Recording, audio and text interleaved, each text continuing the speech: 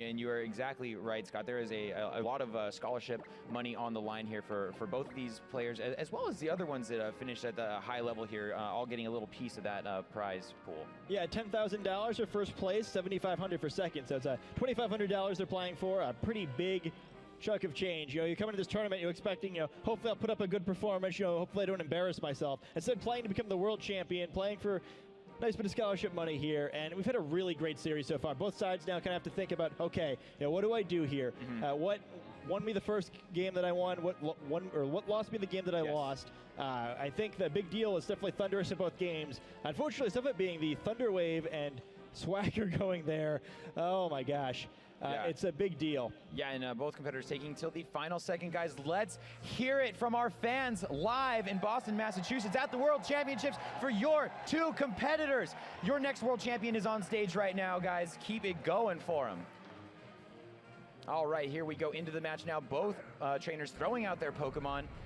We get the Heatran and Kangaskhan lead there on the top screen, and the Kangaskhan Aegislash, what is going on? Same leads as last time, taken to the very final second to choose the same Pokemon, but maybe it's the last two. Yeah, both sides completely unfazed by the previous game, just doing the same thing. I think that kind of makes sense in the sense that, I don't know, maybe if the Thunder Wave rolls, the Swagger rolls had gone differently, both the first two games results could have been flipped, so maybe both sides just think their strategy is right, and they're going to put this one in the hands of the game a little bit. Yeah, definitely, Sky, I agree with you. It's going to be really interesting to just see those choices. We saw it a little bit earlier in the top four, the same leads, but choosing completely different moves as Kangaskhan there for, I want to say, Hideyuki goes Mega, and or actually that was Shoma's Kangaskhan there going Mega, and now we will get the Mega Kangaskhan from Hideyuki deciding to keep both of these Pokemon in here, so no switching so far on any Pokemon. This is interesting. A Protect now from Hideyuki, not wanting to maybe get faked out or take any damage. Will it be another double Protect? No King Shield here. It looks like it's the substitute this time from Shoma. So I'm really liking that choice, and I don't think it will be an attack into that Aegislash, considering there was a Mega for Shoma and Aegislash going on the offensive with a Shadow Ball, most likely breaking the substitute here. So a good play by Shoma, not really taking that much damage, and Kangaskhan really not taking any as well. And now Aegislash out in the open for some damage. Yeah, I like that play by the Aegislash side of the field, though. We've seen what can happen so far in this tournament when you give Heatran a substitute for free, and with no fake out on one side of the field, Protect on the other, you kind of know that Kangaskhan can't really do anything to stop that substitute from going up. So even though it's kind of a risky play, Aegislash gets that Shadow Ball off. If it had been a Heat Wave instead, it would have just got a knockout. So I'm really seeing the power of weakness policy, I guess, to kind of enable some plays that normally you can't make. And even though Aegislash is going to have to probably get back into its King Shield now, unless it wants to be very risky, it does prevent Heatran from getting set up and gets Kangaskhan now free to attack, not having to worry about that fake out. And we saw that it definitely takes at least one power-up punch in order for that Kangaskhan to take out that Heatran, so I don't think Heatran has much to worry about on this turn from Aegislash, so definitely can risk it, I think, on this one, as we see Aegislash going King Shield here, and both players staring intently at their 3DS screens here as we get a huge hit from the Kangaskhan, hanging on with 9 hit points. Hideyuki will definitely be hitting back here. Shoma maybe hoping to pick up the knockout there. It's a big return, so both players just really trading Kangaskhan's almost at this point here as Kangaskhan hangs on in the yellow. What will Heatran do, though? It's a Heat Wave. It connects, and I think we will see the Kangaskhan faint for Hideyuki. Yeah, Kangaskhan can't hang on this time. Very cleanly knocked out. You kind of see the power of a low kick rather than power-up punch. Yes. Though, I guess a return as powerful as the one that Shoma did there would probably still have put it in range of Heat Wave. Now, previously, we'd kind of seen Landorus coming in a little bit earlier, helping Kangaskhan reduce damage from the attacks on the other side so it can survive. This time, Landorus coming in a turn too late there. Kangaskhan's already been knocked out, but at least this Aegislash does get back into shield form. Again, kind of creating that threat of, well, do you really want to Heat Wave and risk me firing a boosted attack back at you? Exactly, and choosing his Pokemon very quick there. Just knew Landorus is coming out, and we still have not seen that fourth and final Pokemon from Hideyuki, so could be a game changer just waiting back there in a Pokeball. Makes you wonder also, it's a Pokemon that can't handle these two Pokemon well. And when you move that quickly, sometimes if you're on the other side, you kind of think, well, I guess there wasn't too much of a decision for my opponent to make there. So that could be important information for Shoma to hone in on. Yeah, you might know that exactly who it is. Shoma now deciding to switch out here, realizing that Landorus might be able to get rid of it here, and switching into his own Landorus, going to go ahead and get an Intimidate off onto Hideyuki's Landorus. And interesting enough, that reduced stage of attack on Aegislash will lower its Shadow Sneak. And not as relevant as usually is.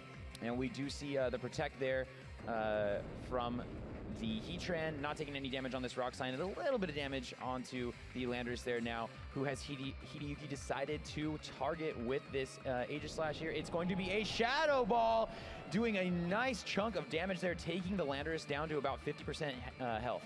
Kind of fun that that's a Shadow Ball and not a Flash Cannon. You're just, I'm not scared of you, Kangaskhan. I know you're switching out. Yeah. That's very, very true there. A huge risk, considering you would not be able to hit into a normal type with a Ghost type attack. Still pretty good positioning for both sides. Heatran didn't really get anything out of protecting there, perhaps expecting to be double targeted instead. So a decent advantage now on the health of the Pokemon on the field. But the Pokemon advantage going the other direction. Very close match here. Either side can still easily take this one. And I do believe last time we saw Shoma's Landorus go first, I think, with that knockoff. So Shoma may be being able to use that to his advantage. Yeah, having the quicker Landorus is a huge deal here, especially for Rock Slide. And it does look like it's actually a Protect on Hideyuki's Landorus here. Aegislash may be going King Shield as well, so essentially a double Protect here. There will be no damage taken for Hideyuki on this turn, unless someone's got access to a move that I don't know about. So let's see what we get from Shoma here, who's looking to hit both these Pokemon, but it does not attack directly, I think, into that Aegislash there, so no reduced attack. Yeah, that's important, too. It's going to be key to try to probably get a knockoff on that Aegislash when the opportunity arises. If he thinks he can get a Heat Wave off as well, the combination of those two attacks should be able enough to knock out Aegislash before it's able to take advantage of that weakness policy. Unfortunately, the problem with that is that a Shadow Sneak and an Earthquake could probably do the same thing to Heatran if there's a way for the other side to pull it off. Unfortunately, you don't want an Earthquake with your own Aegislash in the field, so finding the opportunity to do that's going to be dangerous. Unless expecting a double target in the other slot, since you can activate your own Aegislash's weakness policy just as easily. Yeah, we've seen how much damage it can do even with a Shuka Berry on it, although I do think that we saw that Intimidate a little bit earlier, right? Yeah, I think you need a little bit of extra damage probably because of the Berry and the Intimidate. Yes, and here comes the Protect there of Heatran. And we're going to get moves from our knockoff now from Shoma into Hideyuki's Landorus there.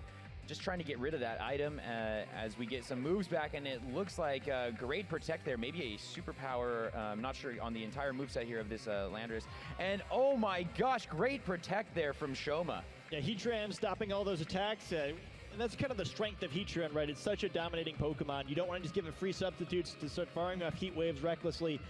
It's a very difficult Pokemon for a lot of Pokemon to damage because of its great defensive typing. So the temptation is, you think you have an opportunity to get it just to fire a bunch of attacks that way. Heatran's blocked a bunch of attacks this round, and that's kind of what you have to do to keep an advantage like this one. Heatran's been on the field the entire battle right now, barely taking any damage. I believe it did most of the damage to itself, so...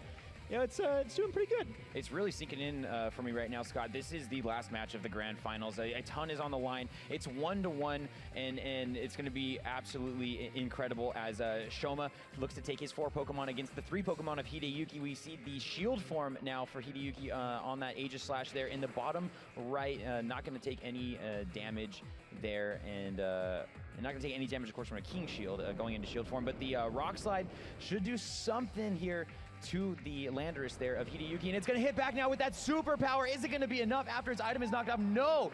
Heatran is still in there. We see the stat drops there for Hideyuki's Landorus, and what did Heatran decide to do? Oh no, I think Shoma attacking directly into that Aegislash, maybe with a flamethrower. Yeah, that it's also now too weak to use a substitute, so a bunch of things not going exactly right for Heatran there, but not being knocked out. We kind of, again, see the power of some of these Pokemon trained a little bit more defensively. Probably neither Earthquake or Superpower really being an option to pick up a knockout there because of the Shuka Berry, Heatran being just healthy enough.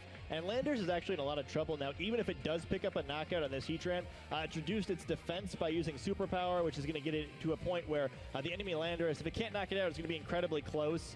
And, that, again, once you get down to 2 Pokemon, just so limiting, once you can't switch anymore, you don't want to be the first player to fall down to that position unless you've got a big advantage from it. Still a close game, but this turn's going to be very important. We see the Protect now again on that Heatran slot. And Shoma should be going first here with a Rock Slide. Will it do enough through the reduced defense there? Yes, it does!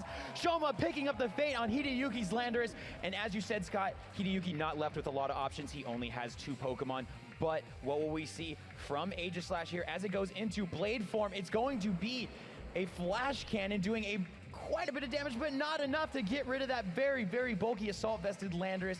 And Landorus hanging on in the red, and we will see the final Pokemon for Hideyuki. It is, of course, the Volcarona that has been in every single match. Yeah, not too surprising here to see Volcarona come in, and it could make a big difference here. Heatran's low enough. Normally a Pokemon that pretty much stops Volcarona from doing anything, but shouldn't take too much to finish it off. However, still going to be very important to try to knock out that Heatran. You don't want to get stuck in a position where Heatran at relatively full health has to face off for Volcarona. However, Aegislash, with the Shadow Stake normally threatening knockouts here, unfortunately, I believe it's been intimidated, so it's going to have a hard time doing that. And the clock is also ticking down. With a 4-2 advantage, even if Volcarona could somehow close this game on its own, it only has a handful of turns left to do it. If Shoma's not going to win this World Championship, it's going to have to be someone changing something fast. The clock is ticking down.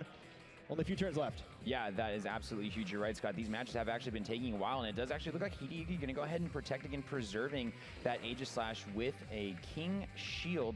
And Volcarona probably not going to like taking a Rock Slide if that's what Shoma has decided to do here. And there it is. It connects, and we're going to see that health drop big time. 25 hit points left on the Volcarona there, who looks to be bulking up. Yeah, see that Quiver Dance. If it can survive this turn, that could be a big deal. Let's see Shoma raising his hands. Oh no, does not connect on what I believe was maybe a Heat Wave then. Yeah, the Heat Wave probably would have clinched the championship for Shoma, but Volcarona now showing that yet another Pokemon can survive with very little health. Now is that boosted speed, special attack, and special defense from using Quiver Dance. Most likely the quickest Pokemon in the field. Now it's a very dangerous situation for Shoma. Even though he's got a big advantage here, Volcarona's a Pokemon that can help turn this around. He doesn't want to waste too many attacks and a potential protects and let Aegislash pick up knockouts, but you can't just ignore this Volcarona. Even the full health Pokemon remaining on Shoma's side could be in a lot of danger here. Again, not much time left on the clock. Really only, depending on how long these players take, maybe 6 to 7 turns left on this one. Hideyuki staying incredibly calm for being at such a disadvantage right here. And we do see the Giga Drain, I think, there on that Volcarona, getting a little bit of hit points back and fainting that Landorus. And let's see what we get. There it is, a Heat Wave. Should do a ton here. Oh my gosh, picking up the fate on Hideyuki's Pokemon, as well as catching the burn, activating the weakness policy there, but the burn is absolutely huge, and it's only a matter of protects before this one is over. That it is. Aegislash limited in turns. It's going to try to find a way to knock out 3 Pokemon in 3 turns to have a chance here without being knocked out itself. No, it is going to be absolutely incredible if something like that does happen. It's going to be very, very difficult. We see the Shadow Ball finishing off that Pokemon, and Shoma will be bringing in the next 2 Pokemon here, and I think it will be Kangaskhan again on this one, as he led with it a little bit earlier there in the burn, doing work. Only 32 hit points left, maybe only 2 turns for Aegislash. Yeah, time is definitely limited now. We see the full health Thundurus coming in. We do know it has Protect. Kangaskhan does not, but pretty tough to imagine way out of this one. Kangaskhan likely to go for a Sucker Punch here. Thundurus can do pretty much anything it wants. Looks like Shoma most likely to pull this off, and we see him run. There it is, guys. Both players shaking hands, and Shoma Holnami is your 2015 Pokemon Video Game World Champion. As he celebrates it again, passes out, no shoes, knocked his shoes right off. He's done, folks. He is